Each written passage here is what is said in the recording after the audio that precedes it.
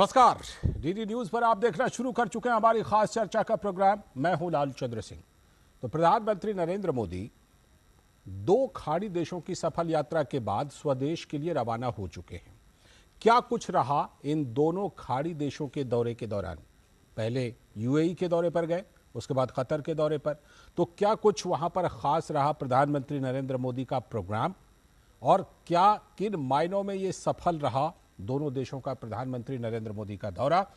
इसी पर आज करेंगे खास बातचीत। जुड़ेंगे हमारे साथ 2 खास मेहमान भी, लेकिन पहले आज जो प्रधानमंत्री की कतर की यात्रा रही उससे जुड़ी एक रिपोर्ट हम आपको दिखाते हैं। प्रधानमंत्री नरेंद्र मोदी ने कतर यात्रा के अंतिम दिन वहां के शासक शेख तमीम बिन हमद से मुलाकात की। इस दौरान दोनों नेताओं ने आपसी संबंधों की समीक्षा की और कई क्षेत्रों में सहयोग को गहरा करने के तौर तरीकों पर भी चर्चा की। दोनों देश उन क्षेत्रों में आपसी सहयोग के लिए तत्पर दिखाई दिए जिससे दुनिया को फायदा मिल सके। तो पीएम मोदी ने शेख तमीम बिन हमद अल थानी के द्वारा गर्मजोशी से उनका स्वागत करने के लिए आभार भी व्यक्त किया।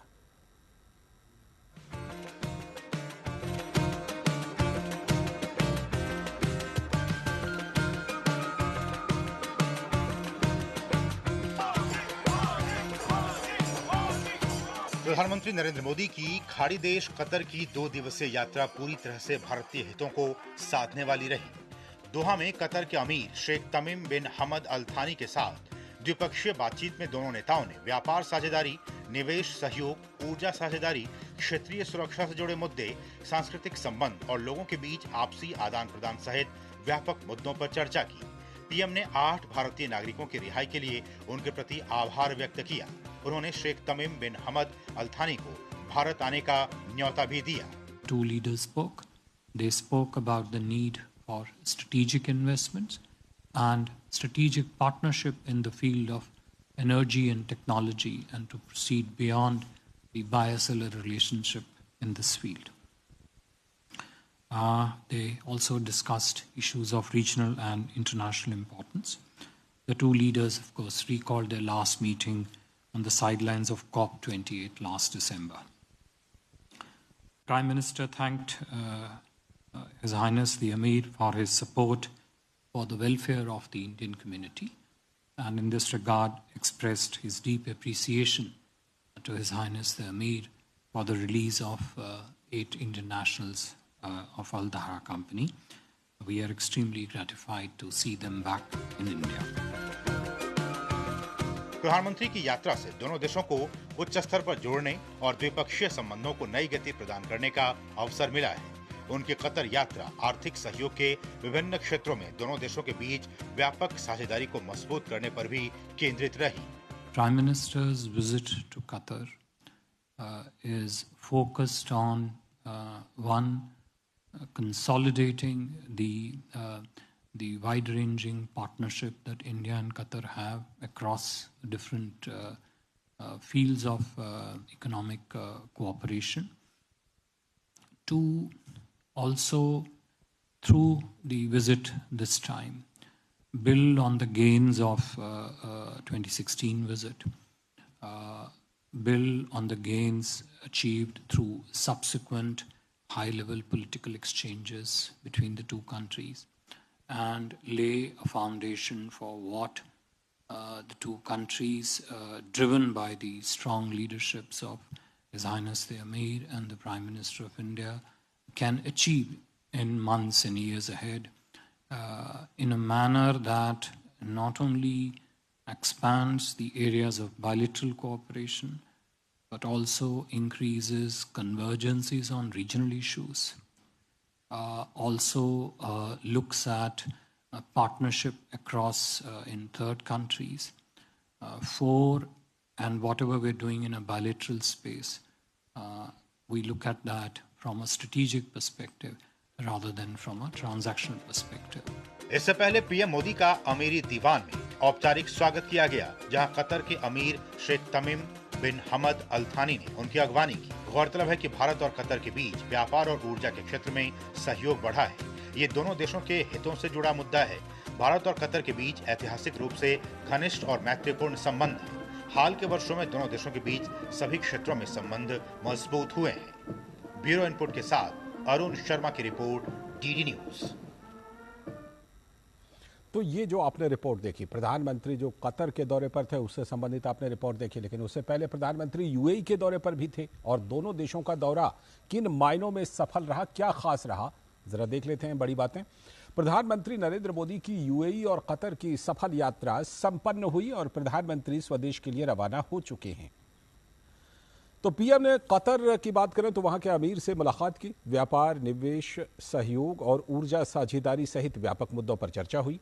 साथ ही क्षेत्रीय सुरक्षा से जुड़े मुद्दे, सांस्कृतिक संबंध और लोगों के बीच आपसी आदान प्रदान सहित व्यापक मुद्दों पर चर्चा हुई। पीएम ने 8 भारतीय नागरिकों की रिहाई के लिए कतर के अमीर का आभार जताया और भारत आने का उनको निमंत्रण भी दिया। पीएम का अमीरी दीवान में औपचारिक तौर पर स्वागत किया गया और कतर के अमीर शेख तमीम बिन हमद अल थानी ने खुद उनकी अगवानी की। भारत और कतर के बीच ऐतिहासिक रूप से घनिष्ठ और मैत्रीपूर्ण संबंध रहे हैं और हाल के वर्षों में तो सभी क्षेत्रों में संबंध और अधिक मजबूत हुए हैं। कतर से पहले प्रधानमंत्री नरेंद्र मोदी का यूएई का भी सफल दौरा संपन्न हुआ। यूएई की बातें बताते हैं कि वहां क्या कुछ खास रहा।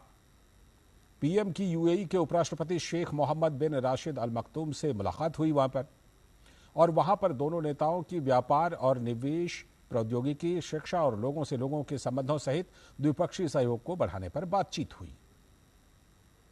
पीएम और यूएई के उपराष्ट्रपति ने जबल अली में भारत मार्ट की आधारशिला रखी।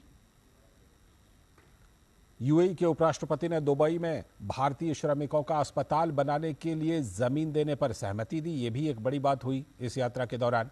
यूएई के अबू धाबी में प्रधानमंत्री नरेंद्र मोदी ने पहले मंदिर का उद्घाटन किया। ये सबसे बड़ा आकर्षण था इस बार की यात्रा में। यूएई के सहिष्णुता मंदिर ने प्रधानमंत्री मोदी के नेतृत्व को सराहा। जिस तरह से प्रधानमंत्री नरेंद्र मोदी भूमिका निभाते हैं देश और दुनिया में। पीएम ने दुबई में वर्ल्ड गवर्नमेंट समिट 2024 में हिस्सा लिया और उसको संबोधित भी किया। कुछ खास बातें जो पीएम ने वहां कही, उन्होंने कही आज की परिस्थितियों में दुनिया को ऐसी सरकारों की जरूरत है जो समावेशी और पारदर्शी हो। इसके साथ ही पीएम ने पर्यावरण सहित विभिन्न चुनौतियों से निपटने के लिए गंभीरता को जरूरी बताया। और एक और बड़ा आकर्षण रहा कि यूएई में प्रधानमंत्री नरेंद्र मोदी ने भारतीय समुदाय को अहलन मोदी नाम के कार्यक्रम में संबोधित किया। तो ये कुछ खास आकर्षण, और भी कई कार्यक्रम थे प्रधानमंत्री नरेंद्र मोदी के। द्विपक्षीय मुलाकातें भी हुई प्रधानमंत्री की। तो कैसा रहा दो देशों का ये प्रधानमंत्री का दौरा, किन मायनों में सफल रहा, कितना सफल रहा, इस पर चर्चा करने के लिए हमारे दो खास मेहमान जुड़ रहे हैं हमारे साथ। योगेश गुप्ता जी जो कि पूर्व वरिष्ठ राजनयिक हैं, हमारे साथ जुड़ रहे हैं, और साथ में प्रोफेसर संजय भारद्वाज जो कि जवाहरलाल नेहरू यूनिवर्सिटी के स्कूल ऑफ इंटरनेशनल स्टडीज से हैं। प्रोफेसर संजय भारद्वाज, बहुत बहुत स्वागत आप दोनों का। संजय जी, संजय भारद्वाज जी, और साथ में योगेश गुप्ता जी, बहुत बहुत स्वागत डीडी न्यूज पर चर्चा में। मैं शुरुआत योगेश सर आपसे करता हूं। जिस तरह से कि प्रधानमंत्री का ये दौरा रहा, कई बातें ऐसी रहीं जिसको लेकर के ये चर्चा रही कि ये चीजें तो पहले ऐसी लगती थी कि अविश्वसनीय थी। अब जैसे यूएई में जो मंदिर के लिए पहले प्रधानमंत्री की पहल पर जमीन मिली, उसके बाद उसका प्रधानमंत्री उद्घाटन कर आए, किन मायनों में और बेहद खास रहा प्रधानमंत्री का ये दोनों देशों का दौरा सर? देखिए, मेरे हिसाब से तो जो है वो इन पिछले 10 सालों में जब हमारे मोदी जी जो है प्रधानमंत्री रहे हैं जी, तो टोटल ट्रांसफॉर्मेशन जो है वो भारत और गल्फ कंट्रीज की टाइज के बीच में हमें देखने को मिला। दोनों तरफ से जो है वो सोच बदल गई है। पहले देखिए, हम गल्फ कंट्रीज को सोचते थे रिलीजन के एंगल से, रिलीजन के प्रिज्म से, या पाकिस्तान के एंगल से।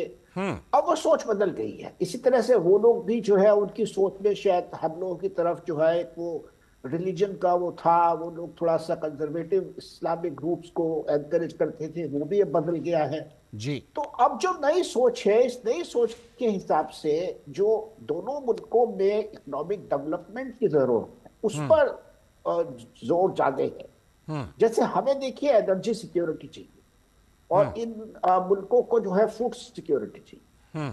तो इन दोनों चीजों के ऊपर जोर है। उसके अलावा जो है अब ये हमें लगने लगा है कि भाई इन मुल्कों में और हम लोग जो है मिलकर टेक्नोलॉजी के क्षेत्र में जो है हम आगे काम कर सकते हैं जी। हमारी बहुत बड़ी कम्युनिटी है वहां पर भारत की, जो जिसका हमें पूरा एडवांटेज लेना चाहिए, जिसके लिए हमें सुविधाएं इकट्ठी करनी चाहिए। तो वो क्रेडिट कार्ड्स, डेबिट कार्ड्स को मिलाने की बात हुई, नए नए जो है जी। डिजिटल टेक्नोलॉजीज को जोड़ने की बात हुई। तो इसी की तरह से जो हमारे भारत के प्रीमियर इंस्टीट्यूशंस है जैसे आईआईटी वगैरह है, उनको वहां ले जाने की बात हुई है। उनका जो है वहां पे जो है वो सेंटर्स खुल रहे हैं। तो अब ये इच्छा है कि भाई जैसे डिफेंस का एक नया एरिया हमारे लिए आ रहा है, भारत के लिए जो है सनराइज सेक्टर है, तो इसमें कैसे हम जो है अपने दोनों मुल्कों के ठीक है। इन्वेस्टमेंट्स और बाकी रिसोर्सेज को इकट्ठा करके जी। एक साथ काम कर सकते हैं, इसके ऊपर बात है। ठीक। और देखिए मंदिर का बनना तो वहां बहुत बड़ी बात है। एक बिल्कुल। इस्लामिक मुल्क में जो है एक इस तरह का मंदिर बनना जिसमें कि वहां की कल्चर की भी और हमारी कल्चर के भी नमूने हैं, एक ठीक है सिंथेटिक कलेक्टिव मैसेज जा रहा है, ये जी। बहुत बड़ी बात है। सर मैं आपके पास लौटता हूँ आपके पास। इस बीच में छोटी सी एक टिप्पणी प्रोफेसर संजय भारद्वाज जी के पास चलता हूँ। प्रोफेसर संजय भारद्वाज जी, जो ये दोनों देशों के साथ भारत के संबंधों का इतिहास रहा है, हम जानते हैं कि दोनों देशों में जो भारतीय समुदाय है उसकी कितनी तादाद है। पिछले 10 वर्षों में ऐसा लगता है कि दोनों देशों के साथ जो संबंध है, जिसका जिक्र अभी योगेश गुप्ता सर भी कर रहे थे, कि पहले कहीं ना कहीं संबंधों को जोड़कर देखा जाता था पास के पड़ोसी देश पाकिस्तान से। अब ऐसा लगता है कि बिल्कुल स्वतंत्र संबंध, और यहाँ का जो जियोपॉलिटिकल है इस इलाके का, उसमें ये दौरा भी प्रधानमंत्री का बेहद अहम रहा। ये निश्चित रूप से दो तीन बातें मैं साझा करना चाहूंगा। पहली बात तो देखिए, बात मान के चलिए कि भारत के लिए आज के दिन मिडिल ईस्ट जो है, गल्फ कंट्रीज है, जियो स्ट्रेटेजिकली और जियो इकोनॉमिकली बहुत महत्वपूर्ण है। इसमें जो सबसे बड़ी बात रही पिछले एक दशक में कि हमने 3 क्षेत्रों पर जोर दिया।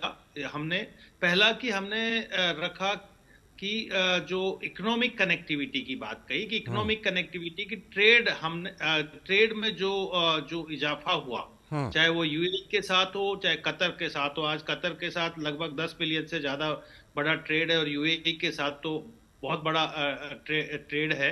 तो आप ये जो इजाफा हुआ है ट्रेड में, तो हमने इकोनॉमिक कनेक्टिविटी की बात की। दूसरा जो महत्वपूर्ण पक्ष है इसमें फिजिकल कनेक्टिविटी की, और खासकर जब G20 इकोनॉमिक कनेक्टिविटी में यूपीआई वाला भी जो है वो काफी अहम है।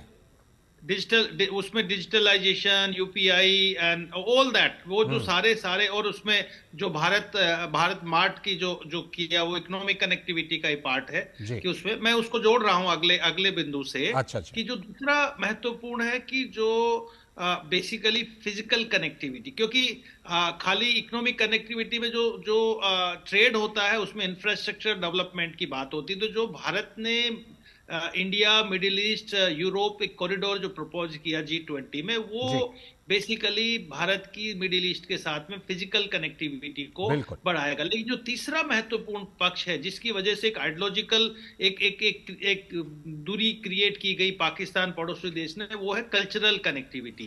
और भारत ने कहा कि जो कल्चरली हम अगर इतिहास में जाते हैं, तब से भारत के मिडिल ईस्ट के साथ में बहुत घनिष्ठ संबंध रहे हैं। और आप देखिए कि भारत की जो सबसे बड़ी माइनॉरिटी कम्युनिटी है वो मुस्लिम है, और ये मुस्लिम डोमिनेटेड कंट्री है, और काफी कुछ हम कल्चरली इनसे जुड़े हुए हैं। तो अभी जो, और इसमें जो बड़ी बात है, क्योंकि भारत का एम्फसाइज और भारत इस बात के लिए जाना जाता है कि हम एक कल्चरल पावर, हम एक सॉफ्ट पावर है, और एक सॉफ्ट पावर के माध्यम से हम इन कंट्रीज के साथ जो हमारा कल्चरल कनेक्ट है उसको रिवाइव करने बिल्कुल, और खास तौर पर ये जो हिंदू मंदिर का निर्माण वहां हुआ है, ये बिल्कुल कल्चरल कनेक्टिविटी का अपने आप में एक जीता जागता उदाहरण भी बना है। मैं आप दोनों के पास आऊंगा लौट करके, छोटे से ब्रेक के बाद आऊंगा, लौट करके फिर चर्चा को आगे बढ़ाएंगे। साल, बरस और सदी नहीं, एक युग गुजर जाएगा, उम्र न पूछो वंडर की, जब फर्क नजर आएगा। वंडर सीमेंट, फर्क नजर आएगा। गोल्डी छोले मसाले, जहाँ जाए रिश्ते बनाए, जहाँ जाए रिश्ते बनाए, गोल्डी मसाले। क्या चिंता आपकी परीक्षा की तैयारी में बाधा बन रही है और आप परिणामों के बारे में चिंतित हैं? टेलीमानस के 14416 पर संपर्क करें। क्या लड्डू हम यहाँ बैठे बैठे पैसे बना सकते हैं? amazing day. What a match this has been. Cracking shot. What a way to finish the game. Guys, मैं तुम्हारे बिजनेस आइडिया का बड़ा फैन। अब बिजनेस चाहे जो भी, SBI का करंट अकाउंट तो चाहिए ना। SBI करंट अकाउंट से सिंप्लीफाइड बिजनेस ट्रांजैक्शंस और ग्रेट कस्टमर सर्विस। SBI, देश का फैन। My God, ये रेडियो देख के दिल गार्डन गार्डन हो गया। 10,000 रुपए दूंगा इसके। QR कोड स्कैन कर, पैसे तुरंत तुम्हारे अकाउंट में। बोला। UPI कहता है QR कोड पेमेंट करने के लिए होता है, रिसीव करने के लिए नहीं। अपने पैसों का ध्यान खुद रखो। Good bye badman. I'll be back। आप भी ये जानकारी शेयर करें और अपने आस-पास के भोले को बचाएं। अरे भाई, तुम्हें तो बहुत खांसी आ रही है। चलो, पास में ही आयुष्मान आरोग्य मंदिर है, दिखा दूं। जांच और उपचार दोनों मुफ्त हो जाएगा। और अगर कुछ बड़ा निकल गया तो आयुष्मान कार्ड है ना, 5 लाख तक मुफ्त उपचार कहीं भी कभी भी। मोदी जी की गारंटी है ये। तेरे पापा मेरे सामने ही बनवाए थे कार्ड। और बताऊं, मोदी जी ने प्रधानमंत्री भारतीय जन औषधि केंद्र खुलवाकर महंगी दवाइयों से मुक्ति दिला दी है हम सबको। यहाँ दवाइयाँ सस्ती और अच्छी मिलती हैं। ये तो जानता हूँ, पापा भी वहीं से दवाई लेते हैं। देखा, सबको उत्तम स्वास्थ्य सेवा सुविधा देने की मोदी जी की गारंटी। करोड़ों लोग लाभ ले रहे हैं, आओ हम भी लें। मोदी की गारंटी यानी हर गारंटी पूरा होने की गारंटी। महंगे इलाज की छुट्टी, मोदी की गारंटी। साल बरस और सदी नहीं, एक युग गुजर जाएगा। उम्र न पूछो वंडर की, जब फर्क नजर आएगा। वंडर सीमेंट, फर्क नजर आएगा। स्वागत है। ब्रेक के बाद हम चर्चा कर रहे हैं, खास चर्चा प्रधानमंत्री नरेंद्र मोदी के 2 देशों के सफल दौरे पर। हमारे साथ दोनों खास मेहमान जुड़े हुए हैं। मैं रुख करता हूं योगेश गुप्ता सर का। योगेश सर, जो आयाम अभी प्रोफेसर संजय भारद्वाज जी ने बताया, चाहे आर्थिक हो, व्यापारिक हो, राजनीतिक हो, सांस्कृतिक हो, कौन कौन से खास रहे इस बार के दोनों देशों के दौरे में? चाहे आर्थिक में हम देखते हैं UPI से लेकर सांस्कृतिक में मंदिर के उद्घाटन तक, तमाम जो ये प्रधानमंत्री का दौरा रहा, एक तरह से हम ये कह सकते हैं कि दोनों देशों का प्रधानमंत्री का ये बिल्कुल पावर पैक्ड दौरा रहा। गवर्नर समिट में भी हिस्सा लिया और वहां पर अहलन मोदी कार्यक्रम को संबोधित भी किया।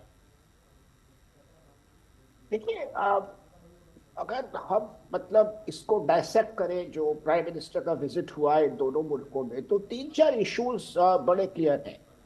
एक तो ये है कि भाई जो ट्रेड और कनेक्टिविटी वाले इश्यूज हैं, एक तरफ तो वो इश्यूज थे, उसके अलावा जो है वो इन्वेस्टमेंट रिलेटेड इश्यूज हैं, दूसरी तरफ वो थे। उसके अलावा जो हमारी ये एनर्जी सिक्योरिटी, फूड सिक्योरिटी के इश्यूज हैं वो थे। फिर डायस्पोरा के इश्यूज हैं वो थे। उसके अलावा जो है ये UAE और कतर को कैसे जो है हम अपनी टेक्नोलॉजी और डिफेंस प्रिपेयर्डनेस पे शामिल कर सकते हैं, एडवांटेज ले सकते हैं, उनको हेल्प कर सकते हैं, वो थे। और फिर जो हमारा रीजनल और एक ग्लोबल जिसे कहते हैं पर्सपेक्टिव है कि भाई जैसे हम ये I2U2 की बात कर रहे हैं, या हम ये India middle east Europe corridor की बात कर रहे हैं, ये इश्यूज हैं। क्योंकि हम लोग देखिए, अब आज की दुनिया में जो पर्सपेक्टिव है इन मुल्कों का भी और हमारा भी, वो है कि भाई ज्यादा से ज्यादा मुल्कों के साथ, जो बड़ी पावर जो मुल्क उभर के आ रहे हैं, उनके साथ आपके संबंध अच्छे हैं, हेजिंग जिसे बोलते हैं। हम भी जो है ज्यादा मुल्कों के साथ अपने संबंध बढ़ा रहे हैं, वो लोग भी बढ़ाना चाहते हैं। अब चाइना का देखिए, चाइना का इन्फ्लुएंस जो है थोड़ा सा एक नेगेटिव सा रहा है कई मुल्कों में। देखिए, वो डेप्थ ट्रैप और डिप्लोमेसी की बात करते हैं कि साहब वो चाइनीज प्रोजेक्ट जो है उसमें सिर्फ वो चाइना के एडवांटेजेस के पॉइंट ऑफ व्यू से कंसीव होते हैं, और जो है तो इन मुल्कों के लिए कुछ नए ऑप्शंस होने चाहिए कि भाई अगर वो भारत के साथ जो है संबंध बनाना चाहते हैं, भारत के साथ कोऑपरेट करना चाहते हैं, तो उनको ये ऑप्शन मिलना चाहिए जी। तो ये सब जो है मतलब इससे जो है उनको भी फायदा होगा, हमें भी फायदा होगा। अब सप्लाई चेन्स जो है वो इस तरफ जो है एस्टेब्लिश होंगी। भारत है, मिडिल ईस्ट है, यूरोप है, क्योंकि ये कॉरिडोर अगर बनता है तो फिर तमाम कंपनियां जो है जो इन मुल्कों में के लिए सामान बनाएंगी, सामान भेजेंगी, ट्रेड करेंगी, लॉजिस्टिक्स पे इन्वॉल्व होगी, शिपिंग में इन्वॉल्व होगी, रेलवेज में इन्वॉल्व होगी, ये सब जो है इकट्ठा हो जाएंगी और इकट्ठा होकर ये कार्यक्रम करेगी। टेक्नोलॉजी में है, एजुकेशन में है, मीडिया में है, तो इसका वाइडर एक जिसे कहते हैं इम्पैक्ट होगा। और इसके साथ साथ जो है जैसे वर्कर्स के लिए हॉस्पिटल की बात है, देखिए कितनी अच्छी बात है। बिल्कुल बिल्कुल, भारत के पास ये काबिलियत है, तो भारत जो है हमारे इतने सारे वर्कर्स हैं उस एरिया में। बिल्कुल, ये भी एक बड़ी बात है। पूरी तादाद में नहीं है, तो किस तरह से जो है हम अपनी नो हाउ शेयर करें और वहां पर ये हॉस्पिटल्स वगैरह बनाएं। ठीक है, लौटता हूं आपके पास। बहुत अच्छी सोच है, बिल्कुल, बहुत। और जिस तरह से पहले कुछ ही साल पहले मंदिर के लिए जमीन मिली थी, आज मंदिर तैयार है, अब अस्पताल के लिए जमीन मिली है, अस्पताल तैयार होगा। प्रोफेसर संजय भारद्वाज, इस दौरे के दौरान, इस दौरे से कुछ ही दिन पहले जो 8 पूर्व नौसैनिक थे, उनकी सबसे पहले तो मौत की सजा माफ हुई थी। मौत की सजा जो है वो उम्र कैद की सजा में बदली, उसके बाद उनको माफी भी मिल गई, उनमें से 7 लौट भी आए। इस घटनाक्रम का भी और भारत की जो ये कूटनीतिक कामयाबी रही, इसकी वजह से भी इस यात्रा के दौरान, प्रधानमंत्री की इस यात्रा के दौरान, खासतौर पर कतर यात्रा के दौरान गर्मजोशी जो है वो बढ़ी हुई दिखाई पड़ी।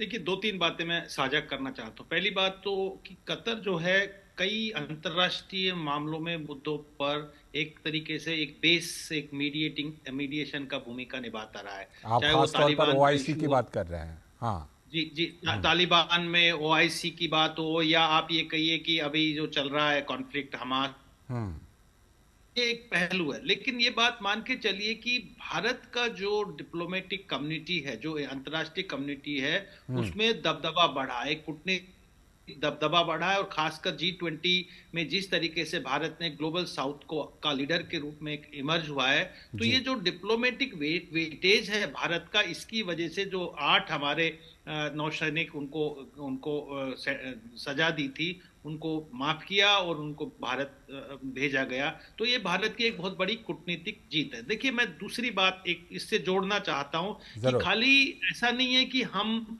सॉफ्ट पावर है, कल्चरल पावर है, लेकिन कंट्रीज का अपनी नीड्स होती हैं और अपना जुड़ाव होता है। तो आज मान के चलिए कि भारत अपनी इकोनॉमिक को सस्टेन करने के लिए, इकोनॉमिक ग्रोथ को सस्टेन करने के लिए एनर्जी मार्केट की तलाश में, और निश्चित रूप से यूएई और कतर दोनों एक बहुत बड़ा एनर्जी प्रोड्यूसिंग कंट्री है, एनर्जी मार्केट है। लेकिन ये बात ध्यान रखना चाहिए कि आज के दिन जो जिस तरीके की स्थिति आ रही है, तो ये जो ऑयल प्रोड्यूसिंग कंट्रीज है, ये भी अपने लिए एक मार्केट तलाश कर रहे हैं, और उनके लिए भारत जैसी इमर्जिंग इकोनॉमी एक बहुत बड़ा मार्केट। और इसी की वजह से आज दोनों देशों के बीच में, इन देशों के बीच में भारत के साथ व्यापार बढ़ा। दूसरा जो जी लगता है फिलहाल आपसे संपर्क टूट गया है, लेकिन जैसा कि हम चर्चा कर रहे हैं, जो बैकअप जी जो बहुत बड़ा एक बैकअप हमने सर्विस सेक्टर में दिया हुआ है, चाहे वो स्किल्ड हो, सेमी स्किल्ड हो या अनस्किल्ड लेबर फोर्स हो, तो एक बहुत बड़ा सपोर्ट है। इससे क्या हो रहा है कि क्रेडिबिलिटी दोनों देशों की बढ़ रही है, और इस क्रेडिबिलिटी की वजह से कल्चरल कनेक्टिविटी बढ़ रही है कि मंदिर बन रहे हैं, और वो भी उसमें भी कह रहे हैं कि मंदिर के लिए जमीन भी हम देंगे। तो इस तरीके के एक अंडरस्टैंडिंग और एक बॉन्डिंग जो बन रही है, तो दोनों देश और भारत को गल्फ कंट्री जो मिडिल ईस्ट। ठीक, बहुत बहुत शुक्रिया। समय की कमी है फिलहाल। योगेश गुप्ता जी जुड़ने के लिए, और साथ में प्रोफेसर संजय भारद्वाज, आपका भी बहुत बहुत शुक्रिया इस खास चर्चा में हिस्सा लेने के लिए। तो प्रधानमंत्री नरेंद्र मोदी के 2 देशों के सफल दौरे पर हम चर्चा कर रहे थे। वाकई कई मायनों में ये प्रधानमंत्री का जो ये दौरा है बेहद खास रहा है। फिलहाल इस चर्चा में इतना ही, लेकिन डीडी न्यूज़ पर खबरों और कार्यक्रमों का सिलसिला लगातार जारी। नमस्कार।